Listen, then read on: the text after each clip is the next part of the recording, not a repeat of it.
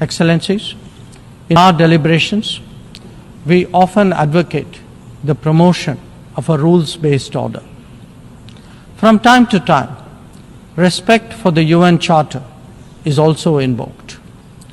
But for all the talk, it is still a few nations who shape the agenda and seek to define the norms. This cannot go on indefinitely, nor will it go unchallenged. A fair, equitable, and democratic order will surely emerge once we all put our minds to it. And for a start, that means ensuring that rule makers do not subjugate rule takers. After all, rules will work only when they apply equally to all. Mr. President, we must never again allow an injustice like vaccine apartheid to recur. Climate action, too, cannot continue to witness an evasion of historical responsibilities. The power of markets should not be utilized to steer food and energy from the needy to the wealthy. Nor must we countenance that political convenience determines responses to terrorism, extremism, and violence. Similarly, respect for territorial integrity and non-interference in internal affairs cannot be exercises in cherry-picking. When reality departs from the rhetoric, we must have the courage to call it out. Without genuine solidarity, there can never be real trust. This is very much the sentiment of the Global South. Next year, the United Nations will be hosting the Summit of the Future.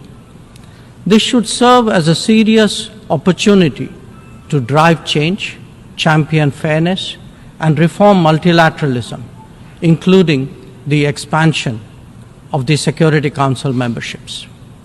We must address global challenges imbued with the conviction that we are one Earth and one family with one future. Excellencies, friends, India has entered the Amrit Kal, a quarter century where greater progress and transformation awaits us. We are confident that our talent and creativity, now so visibly unleashed, will power us forward. The world saw a glimpse of what is to come when our Chandrayaan-3 landed on the moon. Today, our message to the world is in digitally enabled governance and delivery, in the widening ambit of amenities and services, in rapidly growing infrastructure, and in our energetic startup culture. It is visible too in vibrant cultural expressions, such as in the arts, yoga, wellness, and lifestyle. Our latest assertion is in a path-breaking legislation to reserve 1/3 of the seats for women in our legislatures. Mr. President, I speak for a society where ancient traditions of democracy have struck deep modern roots. As a result, our thinking, approaches, and actions are now more grounded and authentic.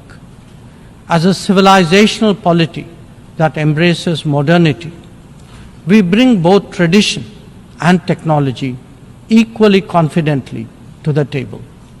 It is this fusion that today defines India, that is Bharat. I thank you, Mr. President.